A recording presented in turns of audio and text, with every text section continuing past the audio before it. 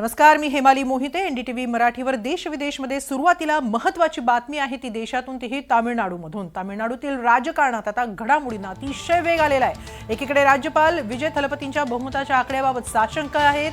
त्यातच आता डीएमके आणि एआयएडीएमके संपर्कात असल्याची माहिती सूत्रांनी दिली आहे. त्यांच्या आकड्यांची जुळवाजुळवी करण्यासाठी प्रयत्न सुरू असल्याची माहिती सूत्रांकडून मिळते.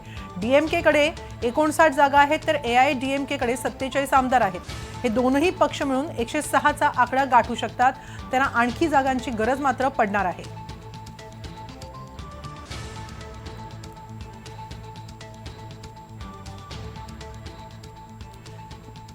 याबाबत अधिक माहिती घेऊया आमचे प्रतिनिधी अभिजित पाटील यांच्याकडून. अभिजित, काय अधिक माहिती? आपण जर बघितलं तर तामिळनाडूमध्ये सध्या त्रिशंकू परिस्थिती निर्माण झालेली आहे. आज अभिनेता विजयने राज्यपालांची भेट घेऊन सत्ता स्थापनेचा दावा केला. मात्र सूत्रांकडून जी माहिती समजते त्यानुसार राज्यपालांनी मात्र अभिनेता विजयला बहुमत दाखवण्यास सांगितलेलं आहे.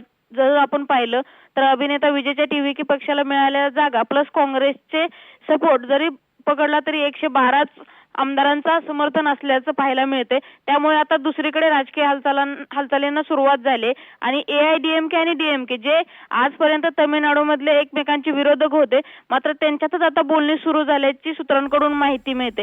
मात्र एआयडीएमके असेल किंवा डीएमके असेल या दोन्ही पक्षांची एकूण आकडेवारी बेरीज जरी केली तर 106 आमदारांचं संख्याबळ तयार होते. असं असताना आता जे छोटे पक्ष आहेत, मग सीपीआय असेल, सीपीआयएम असेल आणि इतर जे छोटे पक्ष आहेत, या सर्वांवर आता तामिळनाडूचं भविष्य अवलंबून असणार आहे. आता हे छोटे पक्ष अभिनेता विजयला समर्थन देत आहेत की एआयडीएमके आणि डीएमकेची जी भविष्यात होऊ शकते आघाडी यांना समर्थन देत आहे पाहणं महत्त्वाचं आहे. मात्र दुसरी गोष्ट असं आपण पाहू शकतो, एआयडीएमके हे एनडीएचा घटक असलेला पक्ष आहे तर डीएमके हे काँग्रेस सोबत इंडिया आघाडीमध्ये आहे. त्यामुळे या दोन्ही पक्षांनी एकत्र येण्याचा जर भविष्यात निर्णय घ्यायचा असेल तर एकतर एआयडीएमकेला एनडीएतून बाहेर पडण्याची गरज असणार आहे किंवा डीएमकेला इंडिया आघाडीतून. त्यामुळे जरी राजकीय वर्तुळात चर्चा सुरू असल्या डीएमके आणि एआयडीएमके एकत्र येऊ शकते मात्र हा निर्णय पाहायला गेला तसा सोपा नसणार आहे. त्यामुळे आता काय घडते तामिळनाडूच्या राजकारणात हे पाहणं महत्त्वाचं ठरणार आहे. त्यामुळेच एका इंटरेस्टिंग वळणावर तामिळनाडूमधलं हे राजकारण पोहोचलेलं आहे.